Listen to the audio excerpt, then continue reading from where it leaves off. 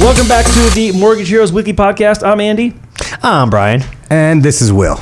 So today, guys, we're talking about home builders, housing starts, and housing recession. Is it over? Let's talk about it. We got a couple articles I sent you guys that we looked at. I know before this, I did not ask you what you wanted to talk about first today because I want to have a more dynamic conversation. So where do you want to start today? Who should we start with? Home builders, the housing starts, or is the recession of housing over? No, let's go with the home builders. I mean, that's what we've been hearing right now. We need supply. We need more homes. All right, let's get into home builders. So what did you take away from the article about home builders today? So one of the things I did read was that the National Home Builder Association in June surveyed indicated that home builder confidence has reached a positive territory, and that's due to consumer demand. And that's definitely something that we are experiencing. At least here in San Diego, we've still seen multiple offer on houses. We're still seeing a lot of demand, and anytime that rates start to trickle down below that 7% range, they swarm the market, as we've seen it happen. So that's definitely something I have been noticing, and just in general, the strong consumer demand, even with prices going up, even with rates staying at the levels that they're at, the demand is still there. Yeah, it's interesting because I know that in the same article they were noting that shelter cost is actually the leading source of inflation, and it's also the way they call it. It's shelter cost. They're not just talking about cost of ownership. That includes renting as well. And we know here in San Diego, the cost of rent is actually higher than in most of the rest of the country. Yeah. Are we even outpaced by city like New York still, and a couple like San Francisco? Or I know we're at the top there still, but I know San Francisco's in a rut right now. So well, so I don't know. You know what? I don't know what the way I look at it, there's a lot of information already happening here in California. So right. I'm here in Cali. So shelter cost growth being a leading source of inflation, we kind of talked about this in our last episode as well. We were talking about how the measurement of inflation is partly services sector, but housing as a general category has a lot of weight in on the inflation number, and the Fed is kind of waiting for the service sector to kind of have some of that downward pressure to eventually bring inflation down. But I mean, it's not a good sign that housing has so much weight in the game. And I mean, that's one of the key measures that lets us know if we're going to be in a recession or not, as I was reading in the article. And one of the things they mentioned is that affordability remains a challenge, and it's actually leading to a rental market to be even more stronger. And as we're seeing, I mean, people still need houses, so either they're going to be renting because they can't pay for their mortgage anymore, but at the end of it, someone still needs a roof over their head. Everybody needs a roof over their head. I mean, we've seen income. I've seen income increase, right? I mean, have you?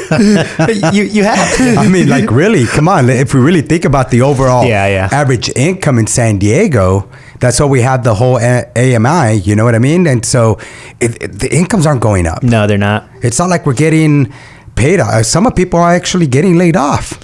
Yeah, I think the cost of shelter 100%. Is outpacing the increase of a pay increase that people are getting. Wage increase is the word I was looking for. Yeah. So, I mean, yeah, I know we feel it in certain respects and regards. We talk to our friends and family that they're feeling it in certain regards too. But, I mean, going back to, kind of this home builder part of our conversation, like that may or may not even solve the problem for some people.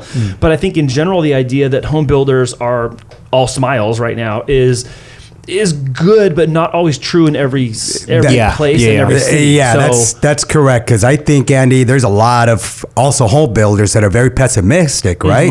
They're saying the interest rates rise. Well, and they're saying the cost because of inflation to build a home, it's actually costing you more money. Yeah. I mean, I went to Home Depot to just buy a little gadget. I used to see that thing for like $19.99. Now it's like $49.99. It's like double, right? And even the nuts and bolts that used to be like 20-40 cents, they're like pushing $1 now. That's it. It's like it's just the cost of doing business right now. So although it seems like they're all smiles, it just depends where you're at, where they're all smiles. And one thing I want to highlight that you said, it's the cost of doing business. Well, I mean, if you do business for a living, you still have to go out and pay that fee to get your business to run. So, but at the same time, they're looking at it at the scale of what they're going to make a lot more closer than before, where it's like money was cheap. Like I could just take a loss and still be at a win, where now it's like every last dollar counts, and the expense ultimately gets passed down to who, guys? Yeah. The consumer. The consumer. Buyer, those buyers, those renters. I mean, hey, I got a client right now that's in actual Lancaster. Yeah. They're buying their property. I won't say any names, but they're buying with their VA. What's pretty cool is obviously when you do a new build, you can finance like the flooring. You can finance the solar in there, right? As long as the appraisal comes to value. So, and actually expand on that. So you're saying that you can finance the solar and you can add remodels. Correct. As long as the value supports it. Correct. And we're not saying like, hey, you're And buying. that's phenomenal because that's a huge plus right now for Correct. people. You're not saying like, hey, my flooring's $15,000. Can I finance it? No, we're not saying it in that sense. What the builder's saying is it's going to cost you $15,000, but we're hoping that the value, for example, you're buying your home for $550,000, right? Yeah. The flooring's going to be $15,000. So now you were hoping that the value comes in at that $565,000. Because you're financing, it's not like in a contract where we're explaining, hey, you're financing this and having a breakdown. Us as lenders, we don't finance those things. We just got to make sure that the value is going to come in and if it's there, correct. So the value's compensated, basically. That is correct. And they asked us for an appraisal, right? And so the client asked me, why do they want the appraisal? I go, I am curious about that too. Why do you want the appraisal, And so... Was this a new build? It's a new build. Okay, perfect. Yes, it's in Lancaster. It's a new build in Lancaster. And they bought it for $557,000. They financed the flooring, they financed the solar. Well, now they want a copy of the value of the appraisal, right? And I'm like, clients ask me like, why do they want that? I'm curious too. Let me ask. So, hey, they call me, hey, for status. And I asked them like, hey, why is it that you need a copy of the appraisal? And she says, well, what happens is when we give this credit, we want to know the appraisal's back prior to us installing the flooring. Oh, yeah. Okay, and so that made perfect sense. I was like, blue, okay, now I understand why. Make sure they get compensated for it. Let's just say the value comes in at $560 and we're already at $565. Well, there's no room. The client's going to have to come up with that $5,000 difference. And a lot of times you want to do your due diligence and ask if the client has that money. In our case, solar was financed, that was financed. So the value came in at $575. We were at a purchase of $572. So we're just right there. Ooh, right there. Yeah, so it worked. That's close. That's awesome. So it worked. So I think that's where the sellers are giving like these incentives, right? Like making it seem like an incentive. Yeah, upgrade your solar, do those things. So yeah, the reason for the appraisal is that if the value didn't come in this example, if the value didn't come in, now we're not going to be able to get that financing for that $565, right? The client would have to come up with that $5,000 difference. Wow. In this case. Wow. So that's why they're asking before ahead of time to make sure that they're able to accommodate the financing upgrades. Yeah. Essentially. Wow. But that's a huge plus. Yeah, no, that's the great thing with home builders is that you're able to do these things. So now you don't have an extra payment for your solar, right? Because it's already included there, which is not bad. And we already know if you run the AC, especially in Lancaster, you're probably running that thing 24/7. That bill could come like $600-$700 a month. Easy. Oh, and it will. Right? So now it's part of your mortgage. So if you really look at that, like, hey, I put that in there. Everything under one I'd have to finance my flooring outside and close and finance my flooring because we already know zero introductory for the first 12 months. So here's something that's interesting about what you're mentioning regarding this specific scenario is that one of the things that has been mentioned as far as the builders on the other side of seeing not the pessimism but the optimism from buyers is they're being drawn to the incentives. That's part of it. Yeah. The other thing is the technology such as the smart home stuff, solar capabilities, having that. And then also there seems to be like this, they've absorbed the impact that rates are not what they were in 2020. They are not where they were in 2021. And our new reality is settled in. And I think now that like behavior has totally switched. So I go, now I have this new FOMO. Yeah. That's not the FOMO of a low rate before. Now it's FOMO of not even getting in. Correct. And so I think that's partly why you see these people. I mean, it's referenced in the article too, but I mean, I'm seeing people look at homes like, okay, well, if I want to go to a place, I'd rather just be turnkey. I don't want to go and pay the same amount for a place that's going to require like 9 months of work to make it inhabitable versus one that's all brand new, updated, and ready for me to just put my stuff in it. And you bring out a good point in that. The only thing that you forgot is you have bidets now. Those are starting to become the more thing and the no thing of nowadays. You know what I mean? Those are not drinking fountains. They're not. Those. It used to have two separate seats, right? Now you just have one, which is, I'm telling you guys, I never tried one of there's those. game changers here. So, oh my gosh, we'll have to get to the bottom of that. That's it.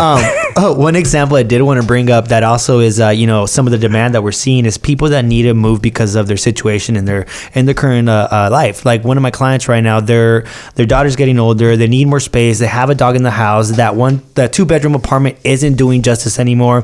And although they love their payment of $1,900, and although they have a stinking low rate of 2.375, they are now really taking on that reality that like, hey, well, we need bigger space. We need more of a house. We need a bigger yard for our dog. And ultimately, we can't just stay in this 2-bedroom apartment.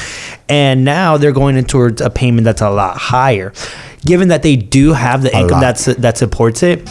But at the same time, yesterday I was looking over his mortgage statement and I was like, wow, like just imagine going from a $1,900 payment to a plus $4,000 payment. Double. And even more, but how does that feel for the regular person? That's also something that they're considering when they're on the verge of selling or not. Like, should I leave this payment that I can still, use all this other money for other stuff, or now tie it all into this because, well, my life depends on it. Like my living situation needs it. Well, you just said the magic word, your life depends on it. Yeah. So those are the difference makers in certain situations. That's where you talk to a professional to help you understand what's going to be most important and what are the options that you're going to actually obtain, because you either decide to pay some of the things off to, bring down your debt to income ratio. Like there's just going to be certain options, and that's where you come in, Brian. And that's one of the things that I was mentioning, where it's like it's almost more important to understand the market. And what I am hearing a lot of people, ask is, what are my options? What are my options? Not just where before it was like, hey, we're going to go FHA, that's going to be it, or hey, conventional.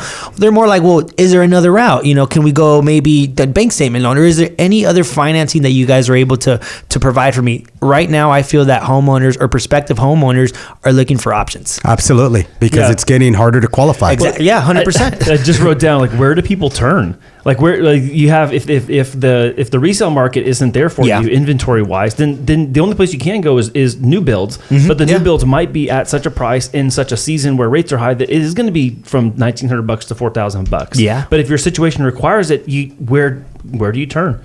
You have to turn somewhere. Your life depends on it. They're not selling the house down the street. I'm just going to use it, based on my experience. We've been there. I've done that. Yeah. When I first bought my home and my payment was 18 and change, I didn't know how I was going to do it. That was a purchase price of $242 at an 8.75% interest rate. And I was like, Tanya, how the hell are we going to do this?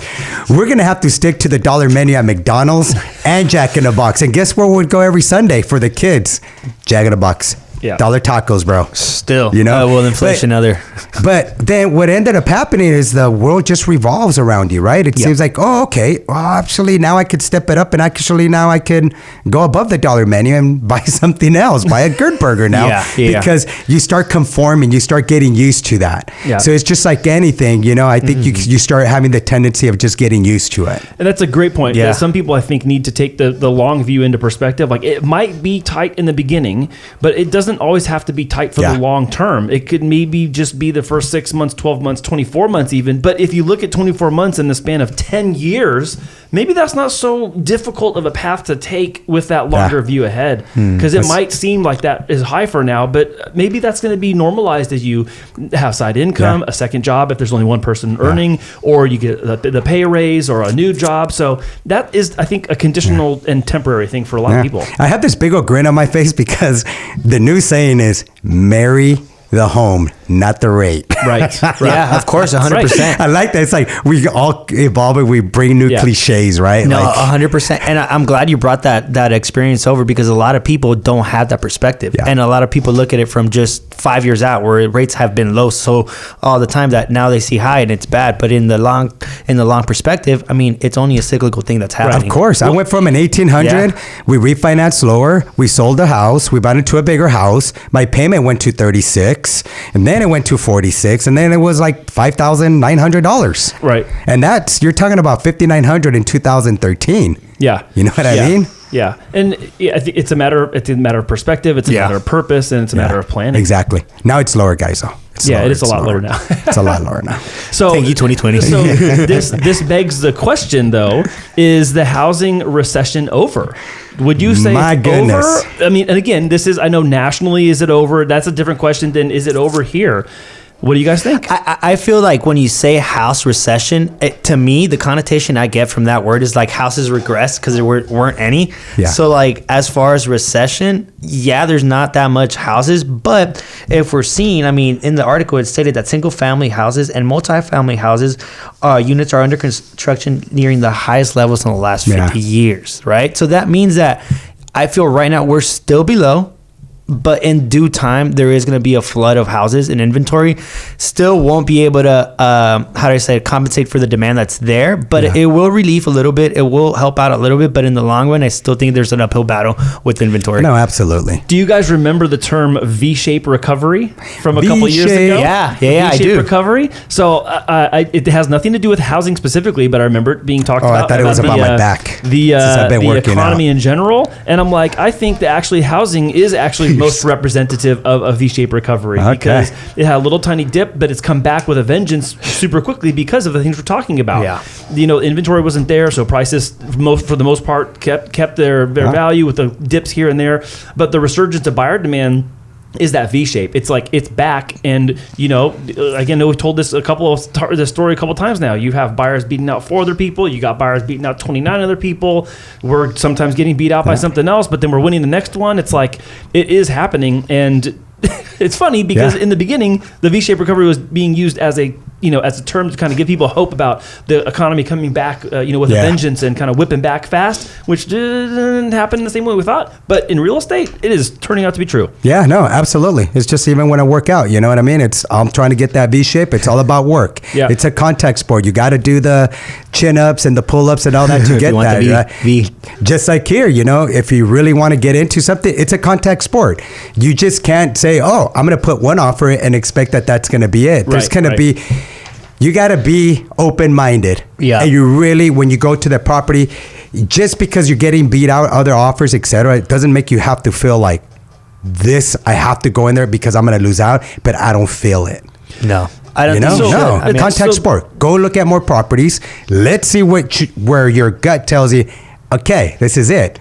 There we go. So here's a really good point that you're making right now that I think of when I put myself in the shoes of a potential builder or a developer is if I don't do this now, then when will I do it? Right? So if I'm not going to take the actions now to have the outcome I want in the gym or in my business. As a developer, if I don't take the action now to do it, what conditions are going to exist that would be better than this right now for me to take action? Because if you have longer lead times, increasing cost of the gross expense to even do the build itself, when is it going to be better? Like they have to forecast and think that there's some grass is greener down the road when maybe it is or maybe it isn't. It's what happened in 2008. We all have a better taste. We lived through it. Yeah. Yep. You had your home. You lost it. That's right.